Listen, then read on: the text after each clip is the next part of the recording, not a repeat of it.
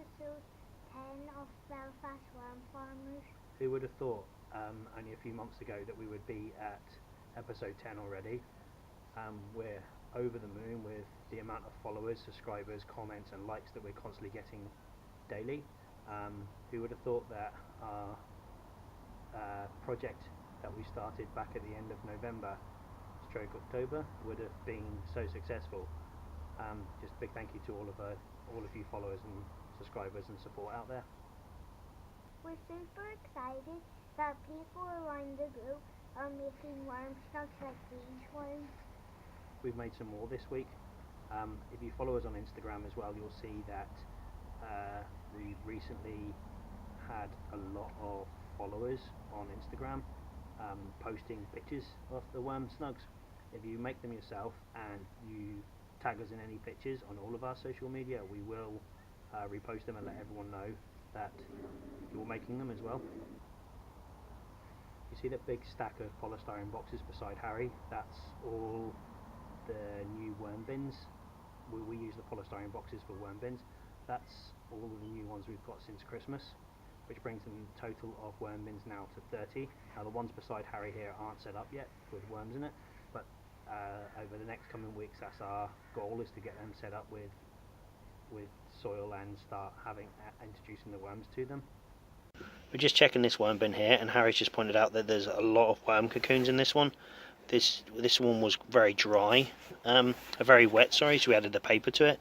It still is very wet, but it seems to have encouraged the worms. Look how the juicy big worms we have here. Harry's insistent on adding a worm snug to this one, so do you want to add 2 to this one, Harry? Yeah.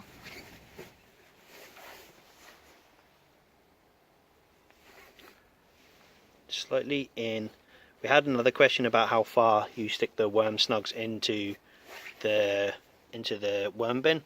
We found that if you just literally wiggle it like that, just so it's literally just under the surface, you'll find that the worms will actually almost pull it in, pull it down.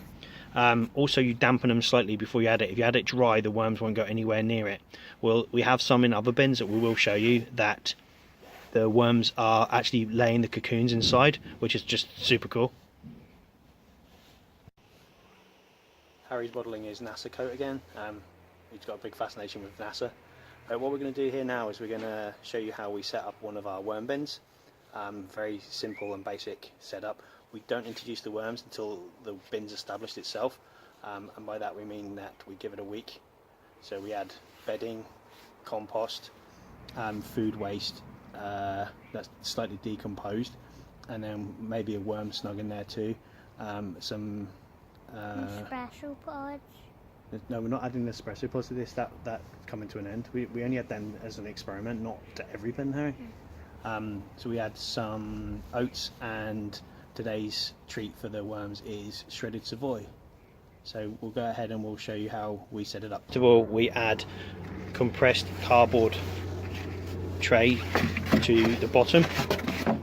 These are Apple packing trays that we get from a company here in Belfast, and then using our recycled watering can, we like to recycle whatever we can here.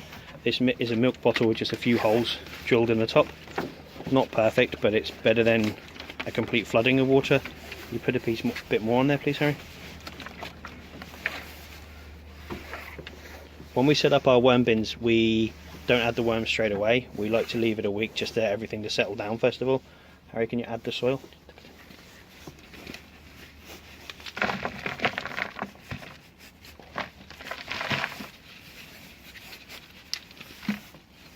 Can you spread that out? This is already composed soil that we use. Nothing too fancy here. We had 2 buckets of soil. This one here is from a plant pot that has a few roots in there that with one of our other bins our worms really did like. And then Harry, if you add some of the cardboard from our cardboard bin. This cardboard is a byproduct from a packing company. Harry, just use your hands because it's not too wet there at the moment.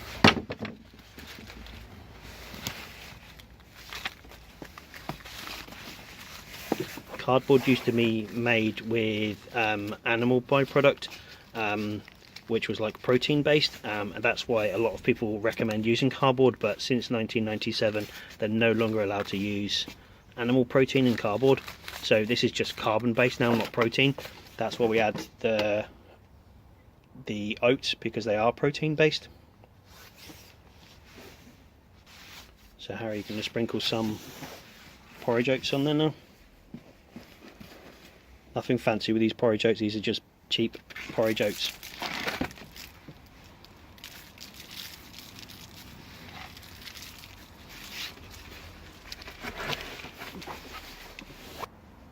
Now we're going to add some Kotzebue. This is from a local restaurant that rejected it for some reason, we're not quite sure. It smells, so it could be that. But just with the colder weather, adding more vegetable material to it will actually heat the bin up. So it's 4.5 degrees here now, but last night I believe it fell down to 1 degree, and there was actually snow on my cycle to work this morning. So literally that's all we do. We add a lot of water now to get it ready, to get it really moist.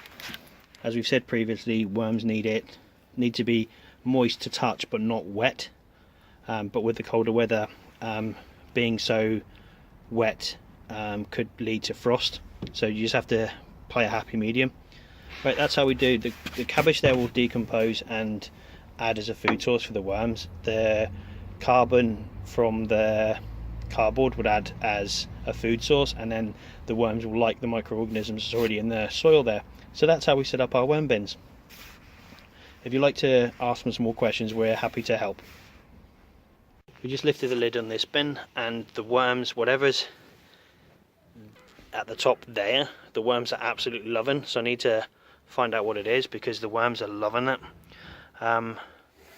This one has a lot of dry paper on it, so I'm not quite sure what's going on here. There's lots of worm cocoons in there. Just see where my finger is? That's a worm cocoon, and there's another one just below here. I'm sure this has got a lot of worms in it. If I'm right, this is the first bin we set up. I'm going to pull this off and just see what it is that the worms are clinging to. Bread. They're clinging to bread. It's a piece of bread. But there you go. Doing something. Zoom in as close as I can now. With this worm bin, this is the very first one that we added a worm snug to. If I pick it up, see the worms underneath? There. If I turn it over, there's actually worms. There's a cocoon. Yep, there you go. Cocoon just inside as the worm crawls away. There's actually 4 there, Harry. You turn over this side. So yeah, that's a prime example of a cocoon working, a worm farm, a worm snug working. And as Harry says in a previous video, they look very snug. Worms are looking lively in this one, considering how cold it is. And over the top shot, there's another cocoon just in there that I've just seen. Cocoons in the worm bin are a sign that the worms are happy. You've got big problems if the worms aren't laying cocoons, and if they have worms crawling all around the tops around here, there's an issue and it needs investigating to find out why. Normally it's either no food, too dry, or there's something that startled the worms, and it could be poor weather conditions. Because in nature, when it rains, the worms come to the surface. Even in a worm bin, they will still do that.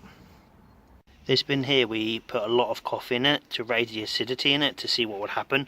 There's no sign of movement on the top, but the worms are underneath. But I don't really want to disturb them because the bin itself is actually rotting down and decomposing quite nicely.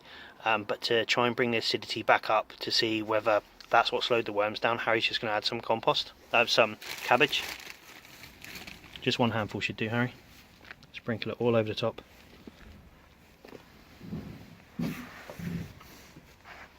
Brilliant. That's that one done. In this bin, the end of last week, we added a lot of cardboard to it. As you can see, the worms have kind of munched through it pretty well, actually. We had a question on our YouTube channel yesterday, I believe. I can't remember the username, so I apologise for that. He asked what type of worms we have. They're Dendrobina, or also known as European night crawlers. The person in question asked that suggested they look very pale. I think that's just our camera angles, if I'm honest, not the. They are actually pink in colour. I think it's just the light reflecting on them that makes them look pale. In this bin we were testing the Nespresso pods for a dog and hat worm company. They asked us to test these in our worm bin. As you can see, after nearly 8 weeks, still as hard as they were the day we put them in. No sign of any of them decomposing like the manufacturer recommends. But we recently found out that there's a huge difference between home composting and industrial composting, and this is where the problem lies. These Nespresso pods are industrial compostable, not home compostable. We'll link to a web page that explains it in more detail, but yeah, they're not home compostable like the manufacturers recommend. Just a quick update again today. We're super excited that it's we're up to 10th episode already, and it was just think it's awesome, all the support and comments that we're getting so far. So thank you for your support. If you like our videos, hit that like button and don't forget to subscribe. Until next time, take care. Bye. Bye.